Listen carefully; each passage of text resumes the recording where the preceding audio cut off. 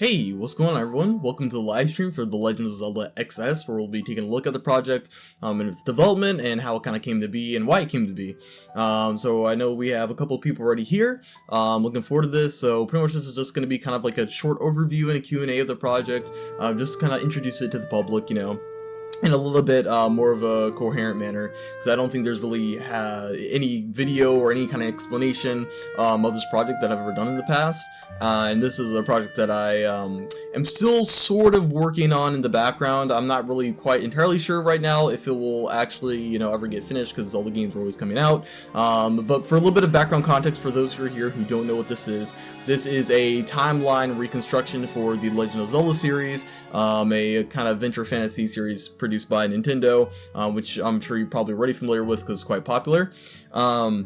But anyways, yeah, so let's go on ahead and actually kind of take a little bit of a look around the site. So basically how it's kind of laid out here is that you have an introduction that has kind of update notes to the timeline project itself, which you can see, the most recent time was updated, what authors have been on it. So far it's just only been me, but I might get some more people on board in the future. And then it's going to take you in a chronological order from the very first Zelda game all the way up until the most recent. So it goes from, I think right now, from Zelda 1 all the way up to the Wind Waker. That's where it ends. There are more titles in development of like being integrated into the timeline, but I have just not gone around to really figuring out how I want those parts to fit in properly, and how to have them written. Pretty much how it goes for the most part is that it starts with the contents of Zelda 1 and other Zelda titles that might not have been, considered canon at the time, and it kind of writes them into the canon. So a lot of this game, or not really this game, but this timeline, a lot of this timeline tries to fit the games together in a way that's more logically coherent and follows a release order, and also, combines elements from maybe titles that were not considered official, games at the time of whenever they came out, and maybe they have never seen the day of light since they came out. I know, like, for instance, with the first section that we'll be taking a look at, there's like a Game & Watch game that was, again, limited to kind of obscure hardware. Not a lot of people owned, the Game & Watch Zelda 1. And so they never really got to experience, the gameplay or the background story of it. Granted, I would say the gameplay wasn't really invigorating. You were probably better off, honestly, buying Zelda 1 for the NES. But I do think that the contents of the story was, fairly interesting. Anyways.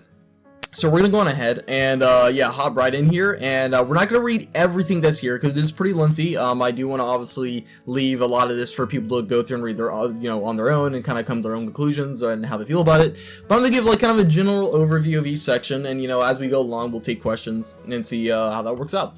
So let's go on ahead. We'll start with Zelda 1. So basically, I put Zelda 1 as the very first title, aside from Skyward Sword. So Skyward Sword technically is still the first game, but it doesn't really fit into the timeline sequentially as exactly the first game. I know that might sound kind of confusing, but basically Skyward Sword becomes kind of like a historical retelling from a more like present time period, as like this legend that's further in the past before Zelda 1, right before then Breath of the Wild happens, to kind of serve as like a refresher later down the line. But I'll kind of explain that the more as we talk about this. So we open with Zelda 1, where Hyrule is still, it's a pretty infant land. It's very small. It's not as big as a kingdom that, we know today. It's not the size of Breath of the Wild or Ocarina of Time or anything like that. It has very few residents. It does have a royal family, but again, it's a very small piece of land so far. Not anywhere as even big as Zelda 2, which I do know there, has been discussion over the years how you can find Zelda 1's map in Zelda 2 and things like that. And I actually kind of want to build upon the idea, right, is that as you go through the Zelda games, the land of Hyrule just continues to expand. In some cases, it might shrink, like with the Wind Waker where you have a flood, but the general idea of the Zelda 1 rewrite right here was to establish Hyrule, to establish Ganon, Triforce, Princess Zelda, Link, their relationship between each other, and then also to kind of give a little bit more of a filled out background context as to how the like Land of Hyrule came to be, what the Triforce is, you know, why it's a problem if someone with bad intentions gets their hands on it, things like that. So more or less Ganon invades Hyrule with his army, and then he sends out these 8 dark dragons that go and try to hunt down the shattered Triforce of Wisdom that Zelda shatters, because she's the only Ganon to get his hands on it. And so then these dark dragons were actually a concept taken from the Legend of Zelda Game & Watch, I think 8321, which I think was another Game & Watch game. And it gives, you know, a little bit more kind of context to what's going on, and adds, you know, a little bit more of a hurdle for Link to you know, deal with. The normal bosses in Zelda would still be there, like the normal bosses of Zelda 1 would still be intact. It's just that now you'd have like these 8 dark dragons serving as like mini bosses or extra bosses maybe, that can make the game a little bit more challenging. And again, it ties in those details of, you know, again, a game that probably not many people knew about or even had the chance to experience, because I certainly didn't know about Zelda Game & Watch until I was like, I don't know, I might have been like 5 or 6. It was back in like the mid 2000s, and I mean, they're kind of like Tiger Electronics game handhelds. I mean, most people at that point probably weren't, you know, really digging around to play them. You could buy them on eBay, but again, most people had never played those games. So I think adding in details from those would, you know, again, be pretty interesting, and especially again since they're technically all treated as being a part of Zelda 1, or they're called Zelda 1. So I should just say the Legend of Zelda. That's what they're called. They're just called the Legend of Zelda. They weren't called Zelda 1, but I went on ahead and designated numbers to these titles to kind of make it flow sort of like Final Fantasy. I know some people might not maybe be too happy about that, but I want to keep things as straightforward as possible. So anyways, so that's kind of Zelda 1 in a nutshell, right? And so you have, you know, all of these figures introduced, these main figures, again, like Link, Zelda, Ganon, who the royal family is, you know, they're like the only ones who technically know about the Triforce until Ganon shows up, and then it's like, oh, actually, it looks like more people might know about it. Then we get into Zelda 2, so we're going ahead, hopping here to Zelda 2. I'm going to quickly check the chat to see what some people have said so far. So Thunder says, does this include the Zelda mangas? No, it doesn't. So this entire timeline rewrite is solely focused on just the games of the Zelda franchise, and that's been really the main medium of Zelda. I know there's TV shows, there's, you know, mangas, comics, things like that. It would just get a little bit too confusing to try to pull everything in together. I kind of tried doing that with Sonic the Hedgehog XS, which was another franchise rewrite thing I did. And it got pretty convoluted pretty fast, and I kind of wanted to avoid doing that with the Zelda series in general, because I think the Zelda series already has enough problems with its confusing official timeline, and I really want to just focus on rectifying that, so I wanted to stay, you know, strictly with like one medium, and that, you know, the main medium being video games, obviously. So, unfortunately, no, this doesn't really include anything from the Zelda mangas, unless, you know, maybe the Zelda mangas had like overlap and, you know, story elements with, you know, the games. So, but anyways, so yeah, so let's hop in here to Zelda 2. So, Zelda 2 pretty much just follows Link just growing up a little older, so I assume that Link's like 14 years old in the first Zelda, maybe, because I think officially they state he's 16 by Zelda 2, so I don't know if maybe a year passes, or maybe 2 years or whatever, but you can kind of guess that maybe Link's like 13 or 14 in the first Zelda game, and then now he's 16 in Zelda 2, then he discovers that he has a Triforce of Courage, and then, you know, he has to go and wake up Zelda, Princess Zelda, who has been put to sleep. So the Link and Zelda that we're looking at right now would be technically considered the first Link in Zelda, at least that's how I've written it. Even though Skyward Sword technically is going to be positioned before this, we're going to just treat them as like prototypes to the line of Links and Zeldas. I feel like it'd be just much easier to just kind of keep, you know, Zelda 1 and 2's Zelda and Link as being like the first, you know, pair of heroes, I guess, of Hyrule or whatever. And then I went on ahead, I did give all the kings of Hyrule names now. So the king that's mentioned in Zelda 2, I went on ahead and called him King Revan, and then there's like some other kings too that, you know, I invented names for, just so it's kind of easier to follow like the, you know, history of the royal family, because they're not really touched on to a large extent in every Zelda game, so I figured, you know, just kind of filling the player on like which king is where and which generation of these years, you know, you're looking at would be, again, it would just make it easier to follow the timeline and kind of add cohesiveness, because a lot of these details are just absent in general. And it kind of makes sense because Nintendo's never really been one who's been known for doing really good storytelling or good writing, or at least trying to keep canon in order. I mean, they've made some compelling stories before, you know. I would say Ocarina of Time story and A Link to the Past, they have their own compelling stories, so I don't want to say they're like completely trash at writing, but they certainly seem to have a lack in some of their older games of having, you know, actual competent writers around. And that goes for a lot of older game series though, where, you know, gameplay was key, story kind of took a backseat to just kind of give context to gameplay. So I kind of figured like, hey, you know, might as well write in a little bit more of a story, that way people can get a little more invested in the series in the long run if they wanted. Anyways, so back to what we're looking at here. So the Prince 2, who's, you know, Zelda's brother, who I think orders one of the magicians or something to cast a spell on her. He also gets a name, so a lot of these, you know, faceless characters, they've finally been given names, a little more context. So pretty much the King's son, which is Prince Quinn, he has a mage or a magician or some dark evil guy, dark magician, yeah, named Dingrazel. So I finally gave that magician in the manual name. He has Dingrazel pretty much cast this spell on Princess Zelda, well, which then puts her in a deep sleep. Then Dingrazel, instead of dying, he disappears, because in the original Zelda 2, you know, the magician is supposed to die, and then Zelda just falls asleep, but instead he disappears and just leaves Prince Quinn kind of like alarmed by what's been going on, because Prince Quinn was trying to get information out of Zelda about where I think the third Triforce piece was, and Zelda doesn't want to give him the information, so then he orders this dark magician to do that, and then pretty much Link then goes on a quest to go and wake up Princess Zelda and finds this third piece of the Triforce to pretty much bring together the ultimate Triforce, right? So in the first Zelda game, it's like you're only searching out the Triforce of Wisdom, which is one piece of the, like, what I call the ultimate Triforce, that's why I dubbed it. And then in the second game, you learn that there's 3 Triforce pieces that form like this, you know, grand Triforce that we see in the later Zelda games. Anyways, and then obviously, like in this title, Ganon's minions from the first game are trying to resurrect him, so they, you know, seek out Link, try to, you know, kill him to resurrect Ganon. It's the same, pretty much the same plot as seen in Zelda 2, so not a lot of changes. So now we'll go on ahead, we'll hop into Zelda 3, and also go quickly check chat here. It says, does Majora's Mask still connect to Twilight Princess? Yes, it does. And we'll get to that way later. I will say right now that Twilight Princess is technically not published into the project yet, but it still does keep its connections. So a lot of games that had connections between each other down their specific timelines, they've kept a lot of their, you know, connections or cross details. So like Ocarina of Time, Majora's Mask, Twilight Princess, even the Wind Waker, right?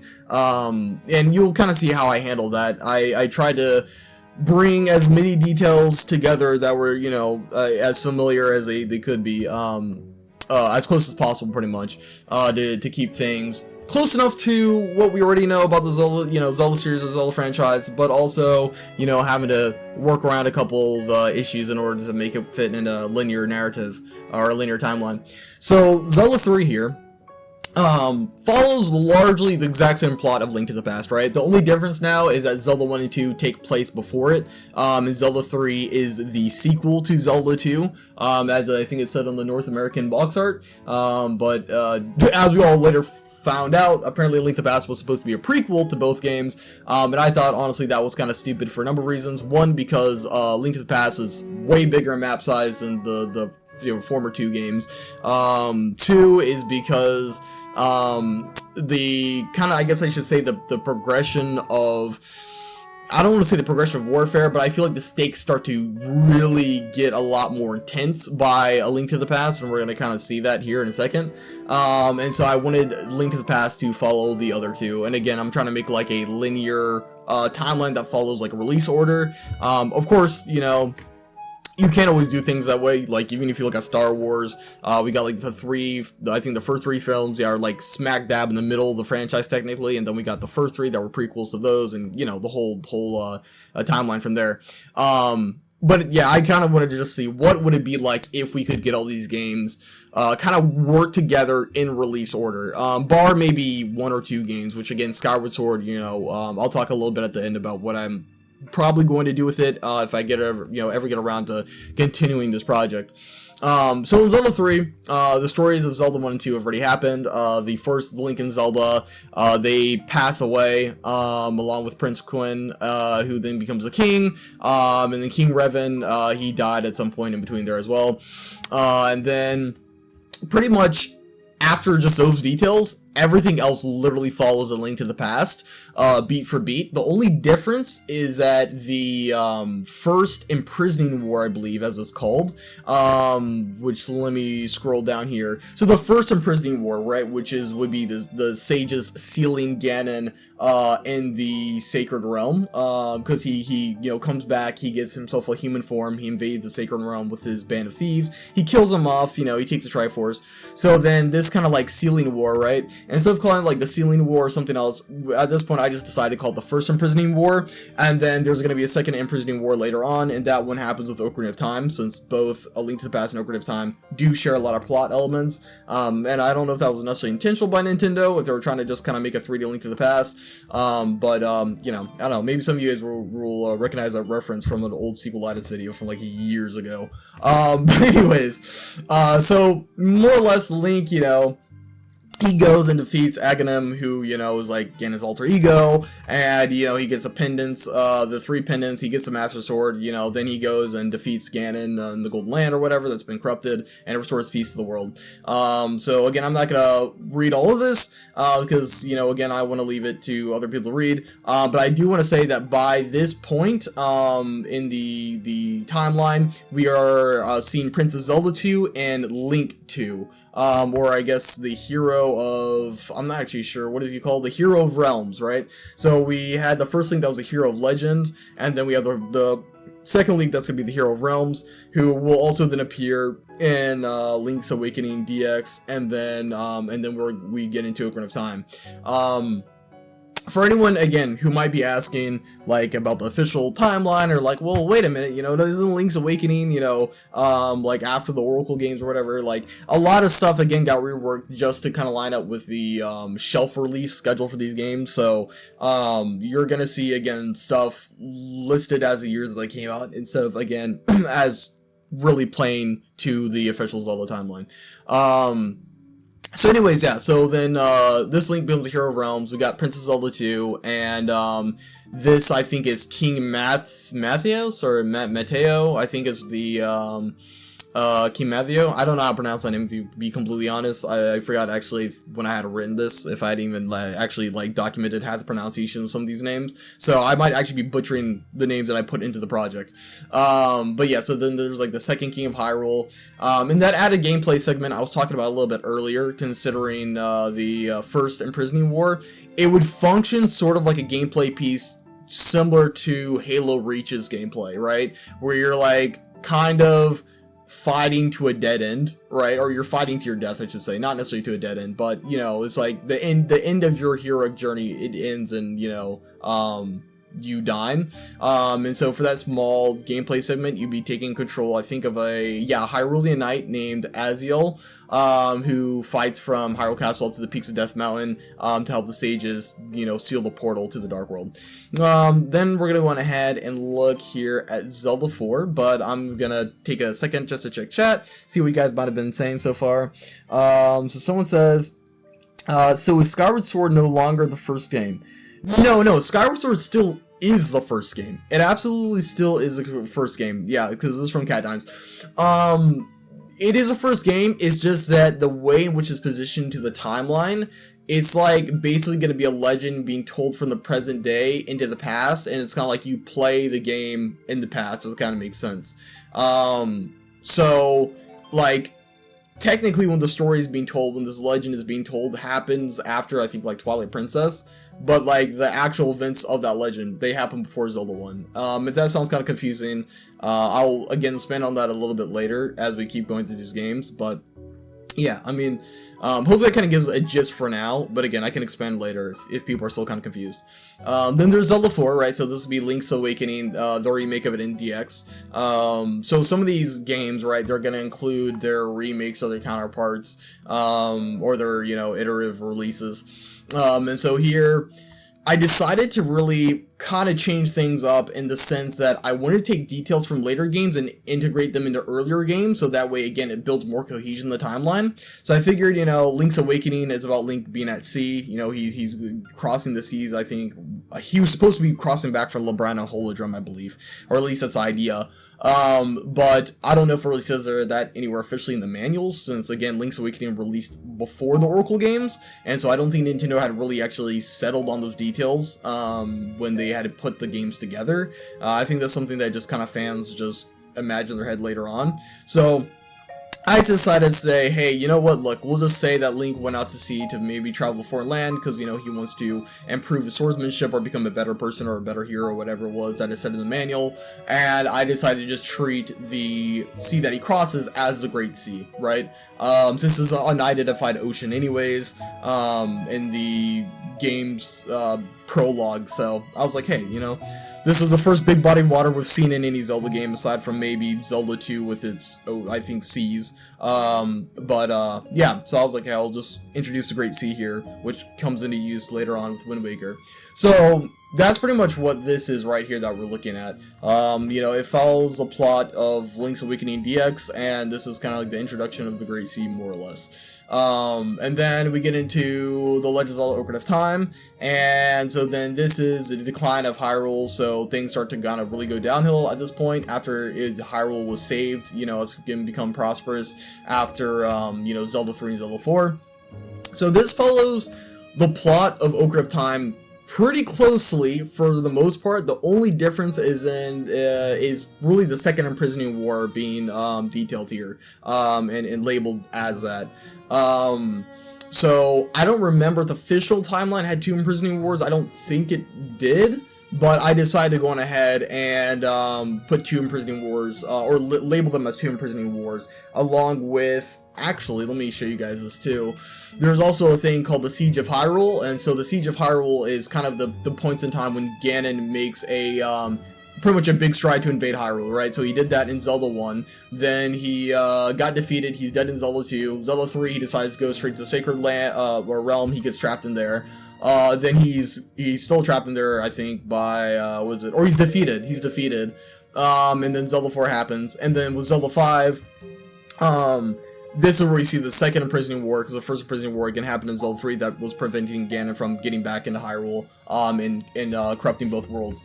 What was I gonna say really quick? Actually, let me quickly see, what did someone say? Honey asks, does 4 Swords or the BS games fit into this? The BS games do fit into this, and actually I think the BS games were listed as, yeah, they're listed along with Zelda 3, since the BS games are Super Nintendo games. The BS games exist, they're just, like, sub-challenges, right? They're not really crucial to the lore. Like, even if you did include the BS Zelda games on the timeline, they really wouldn't affect anything, because they're just, like, weird, like, you know, sub-stories. Either that, or they're just retellings of Zelda 1. So, they don't really conflict with canon at all, so yeah, they're still technically in here, and they would be included in, like, I guess, like, a remake of any of these games. This entire time was supposed to be, like, real games, right? But anyways, so back up to, where are we? To Zelda 5, right? So, the biggest difference is, again, now I think, Princess Zelda 2, yeah, right here, King Tidus, and then Hero of Realms, they all pass away, right? And then you're gonna now have Zelda 3, you're gonna have another king, which I don't remember the name of, and then you're gonna have, like, a Link, the Hero of Time now, right? Because the Hero of Realms, he passed away between Zelda 4 and 5. And then Link's mother is given a name, Malia, and then I'm trying to think, the new king, yeah, so the king, the third king of Hyrule, King Uriel, he unifies the land of Hyrule after the Civil War breaks out, you know, and then Link's mom has to, like, flee to the, Lost Woods, where he's then raised by the Deku Tree, and she dies in childbirth, I believe. So anyways, so then, the rest of the plot basically just follows Ocarina of Time, which is why I'm kind of skipping over a lot of this.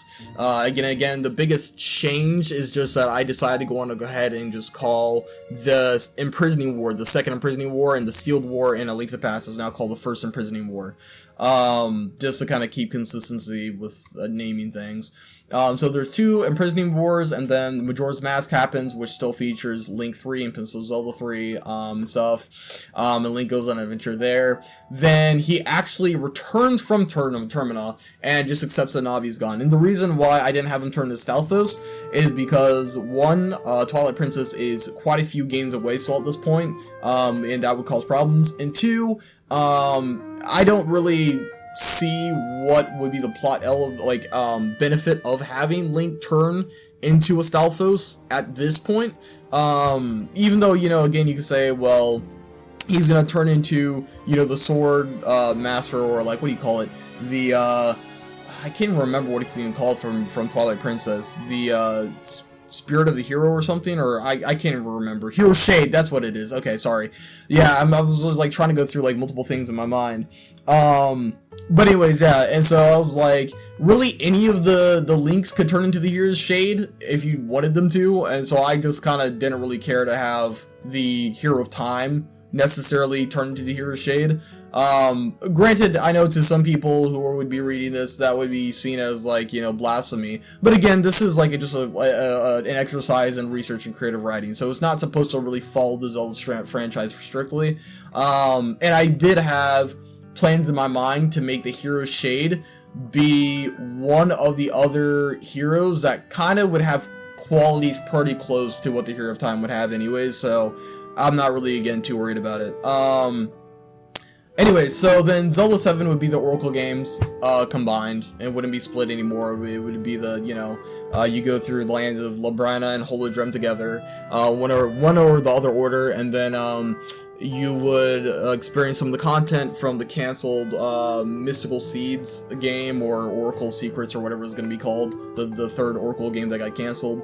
And that's pretty much what that details, right? And you fight Varen and General Onyx, and Ganon tries to get revived for a second time in the series after his failed first revival in, Zelda 2. I think actually, in Zelda 3, if I go back up, I think I address that Ganon does get properly brought back to life because the thieves of Zelda 3's backstory, they end up achieving what basically Ganon's minions couldn't do in Zelda 2, more or less, right? So I guess this would be his failed second return, but also partially successful, because technically he comes back, it's just that his mind isn't in order, because his resurrection got botched. So I guess this is the first botched resurrection, rather than a failed resurrection. Let's see here. Then we have Zelda 8, right? So, before we hop into Zelda 8, though, I'm going to check chat really quick a little bit more, because I didn't see you guys were saying a couple things. What else was on my mind? Botched and failed resurrection, yeah, they're the same thing. Anyways, let's see here. So, Randy asks, where's the Minish Cap? The Minish Cap is not yet integrated. It would come after the Wind Waker because of release order again. Normally, in the normal timeline, Minish Cap is really far back in Hyrule's history for some reason. It comes after Skyward Sword, I think, or something like that. But the Minish Cap is in here along with other Zelda games. It's just not integrated yet into the timeline that I've been working on. Mary Waffle says, this is interesting. Honestly, the Zelda series always works better as being standalone installments aside from those that are directly connected. This would have worked if Nintendo planned out the series for the long term from day one. Yeah, I mean, I agree to an extent. The only reason why I say I agree to an extent is that I feel like Zelda has always had a little bit more emphasis on story than, say, a franchise like Mario or I want to say Kirby, but at the same time, Kirby lore is actually kind of crazy. So maybe not Kirby, but Mario, I'm trying to think. Kid Icarus. Kid Icarus has a lot of games with a lot of heavy lore to my knowledge. I mean, Kid Icarus fans could, come jump down my throat and probably correct me about that. Maybe there is a lot of lore to it, but I know, NES Kid Icarus and I think Game Boy one didn't really have a lot of lore packed in. I'm trying to think what other franchise would be pretty light on the storytelling. Donkey Kong, the first 3 Donkey Kong games, they're arcade games, so they don't really have a lot of background story. But I would say Zelda's a little bit different than the franchises, and I feel that, the continuity and, the how the legends are told and, which heroes are shared between which games kind of starts to create, again, a world that you can get invested in. And, but I kind of do agree to an extent, though, that, it probably would be better if they're just treated as standalone titles and that it's just kind of a different legend every time being told, maybe in a different land of Hyrule. because it would honestly solve a lot of the conflicts out of the gate. So I really do understand that sentiment, and I get why there's a lot of people who are just like, you know what, I would rather just see this as being just standalone entries. But I mean, I kind of try to take that angle and then try to connect them in, again, like a linear release order, just again to see how it turn out. I mean, I wouldn't really say this is a project that I take super seriously. It's just honestly more of kind of a fun exercise and just seeing like, hey, you know, how much different could this franchise have turned out if they just decided to write the story in a more linear fashion, more or less. But anyway, so you get to the Wind Waker, where the Great Sea expands because the land of Hyrule gets flooded, and at this point, you know, here are Time Princess Zelda 3 and King Uriel, they all pass away. The biggest change with this part of the timeline, with the Wind Waker, is that the land of Hyrule below it returns, right? The Great Sea, it recedes. The Great Sea recedes, and the land is shown again, right? And the reason why I had the Great Sea recede is because I don't really understand the whole idea of having like Link and his crew set out to like sail really far to allegedly find like a new land of Hyrule, because at that point it would assume that then the sea would have had to receded quite a bit by that point. At which point, again, I'm not sure why people wouldn't just go back to find the original land of Hyrule. And maybe it's just because so much time has passed, and yeah, I don't know. Maybe people just became seafaring enough, found a different part that had receded earlier, and then they decided to just claim that it's new Hyrule. But I don't know, I never really was too convinced by that whole idea. I just figured just keeping the original land of Hyrule that's been around since like the older games would just make a lot more sense, and keep, you know, more continuity in the mix. And then you just keep expanding that land of Hyrule too, right? It's not like, you know, you always have to keep yourself chained down to a specific version of Hyrule. Like, Hyrule's always changing between the games. It's always expanding. Maybe new structures are built. The landscape might, you know, terraform a little differently over thousands of years. Who knows? But yeah, I found the whole thing, like, after Phantom Hourglass to be a little bit unnecessary. I kind of wish it was just the same Hyrule. Instead, they just started, you know, kind of making advancements in technology and stuff, you know, like with the trains and whatnot. And then, you know, maybe that leads into, like, Breath of the Wild, right? To where then you have, like, Guardian technology and stuff, and things start becoming a little bit more mechanically advanced, you know. But anyways, so that's pretty much the gist of the timeline, right? And then, you know, Wind Waker happens, and at the very end, Link and Zelda, they battle Ganon's corpse. That occurs because once Link defeats Ganondorf, I believe he makes like a final wish that, you know, he wants the old land of Hyrule to be restored. He kind of realizes the error of his ways, but then, you know, the malice from Breath of the Wild takes control of his body, or like this greater evil. So it could be even like the spirit of demise or something, right? It takes control of Ganon's corpse after he's defeated, and then that's like a true final boss. And then again, the waters recede, and the old land of Hyrule is, you know, seen again, and people start moving down off the mountains and things like that. Anyways, so that's kind of the gist of the timeline, and then yeah, we're just gonna kind of take some questions here for the remainder of the time, and then we're gonna go on ahead and call it a wrap for this live stream. But hopefully that kind of gives a rough idea of what this project is setting out to do, and what it's done so far. So it looks like Getty asked, isn't A Link to the Past before the NES games? Yeah, it is, like I addressed earlier. Technically in the official timelines before the first two games, but, you know, with, again, me doing everything by release order, it comes after the first two games. So yeah, that got switched on a little bit. Bygone Media says, does A Link Between Worlds still follow the Downfall timeline games? So no, it does. Well, this is kind of a challenge, right? Because it's like, once you start getting into things like Triforce Heroes, A Link Between Worlds, Four Sword Adventures, then you start running some complications, because again, those games have aesthetics that line up way more with, say, A Link to the Past, right? And especially now with, you know, Echoes of Wisdom having released just this past year, now that adds more problems too, because, you know, that's like a map that looks a lot more, you know, similar to A Link to the Past map, so people are kind of theorizing if it fits closer to, you know, somewhere on the Downfall timeline to it. And I honestly really haven't accounted for that stuff that far down the line, so this project very well could just end up falling apart, I mean, in due time, and I kind of expected it to. I only really ever expected it to work up until about Breath of the Wild, or so, and then anything beyond that, it's probably just not gonna work that well for. But I don't know, so far I've managed to, like, you know, weasel my way through this, and kind of try to weave things together to make sense, but I feel like it could very well actually end up falling apart by probably, like, anything beyond Skyward Sword. Let's see what someone else says. Someone says, let's see. Stellar says, a cool ideal alternative timeline if Nintendo had planned for it. I stopped following the timeline after both A Link to the Past and Ocarina of Time were listed as prequels, and then a Hyrule Story happened, and both Skyward Sword and Minish Cap being prequels, it became stupid. I mean, yeah, and I think this is really the biggest problem with trying to write a Zelda timeline. I'm just gonna be honest. The games were made without any kind of long-term plan in mind, right? They weren't really made with forward thinking, or they weren't future-proofed at all. None of the games were. And then, you know, Zelda fans were having this obsession with trying to make a timeline. You know, you found them talking about forums day in and day out, you know, throughout the late 90s and early 2000s. And then Nintendo was like, well, screw it, we're just gonna go ahead and throw out an official timeline, because these people seem to be so obsessed with the Zelda timeline. And then that shit didn't make sense, right? And it makes sense that, you know, it makes sense that it didn't make sense, because none of these games were meant to be put together, right? So, yeah, no, I totally get your frustration. And because they kept releasing Zelda games, and, like, one was supposed to be the prequel before the other, and the other was supposed to be the prequel before the other, and then before you know it, you had, like, 8 prequels. And it really just became kind of stupid. I agree. It got out of hand. And I think that's why there's people who are just like, hey, you know what, Zelda games would be much better if they were just treated as standalone titles, and then, you know, the timeline was just really not treated as a thing. So I really do get that sentiment.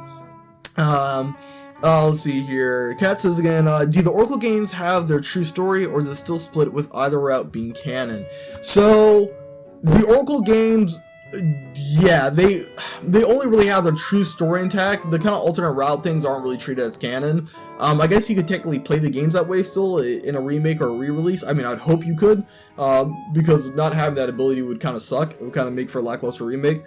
But yeah, the idea is that the kind of lore accurate story for the Oracle games would have been, you know, Link goes through both Holodrum and Labrinus, saves both Oracles, or all 3 Oracles, then he fights the resurrected Ganon, you know, after defeating Baron and Onyx. And then, let's see, Randy, let's see, what did Randy say? Why not put the Minish Cap before the Wind Waker? So the reason why the Minish Cap isn't before the Wind Waker is, again, because I'm trying to write this all in release order. Again, this isn't supposed to be like a, how do I say it, a reconstruction of the Zelda timeline that is for narrative purposes only. This is really just to see what it'd be like if you could write every game into each other logically in release order. And that's kind of been the whole thing around it. And in some ways, you know, I've been able to kind of get around that issue by just putting a lot of time between each game. So I think, like, even between like Oracle of Ages and Wind Waker, I think it's like centuries go by or something. It kind of just to say, well, a lot changed in between that time, right? And so I think if you give big enough gaps of time between games, you can kind of get away with changing a lot of details without people batting an eye. Because if you look at our own world, you know, a couple millennia ago, things looked a lot different, and there's a lot different events going on than what's going on right now. So, you know, I kind of have been using time as like a sort of fallback band-aid if things get too bad. But yeah, so that's pretty much the gist of the project. You know, sort of gives you an idea of what's already here in the project, what is to maybe come in the future if I decide to continue this, if I find it, you know, prudent to do so. And you know, I figured it was just a fun creative exercise, a little bit of a fun, you know, what if, you know, so to speak. That if people were like, hey, you know, what if all the Zelda games were in, you know, chronological release order instead of, you know, having some kind of, you know, narrative canon, you know, that switched up where games are placed, but literally switched up from where they were when they were released. But yeah, in general, that's the gist of what we're looking at here, right? That's a summary of the project. And hopefully that gave you a decent enough understanding. You know, if you decide to delve in and read it yourself, again, some details may change as time goes on. Again, if I continue to update this project, it has been in the works for, I want to say, about 2 to 3 years at this point, so I'm not really sure if much more will be added, or if I'll find it worthwhile, but it is still in development, unlike Sonic XS, which has kind of been wrapped and canned. I don't think that project's gonna go any further anywhere. But anyways, so yeah, thank you so much everyone for tuning in to this short little stream session, and kind of, you know, quote unquote developer insight. Really be author insight. It's not even development, so it's more of an author thing, even though there was development done in the background. You know, you got to do research, you know. You gotta put together the entire site that is development technically. So yeah, I guess you could call this a little bit of a developer interview for this project. And this project is live right now. You can go check it out at zelda.zeusphora.com. The link will be in the description of where this live stream is shared, so you can go on ahead and read it yourself. And yeah, so that's gonna be it for tonight. And then if you guys have any further questions, just, you know, feel free to go on ahead and send me a DM or leave comments and things like that. I'm not really sure if this project is going to have a feature necessarily, but if it does, I think it would be cool to get maybe more people on board to maybe try to make this linear release timeline a reality. I don't know, maybe more people can help me figure out how to navigate integrating A Link Between Worlds and future Zelda games. God knows that's actually going to work though. So, alrighty. Anyways, so thanks for everyone for stopping in, and this is going to be Amzo out. See you guys in the next one.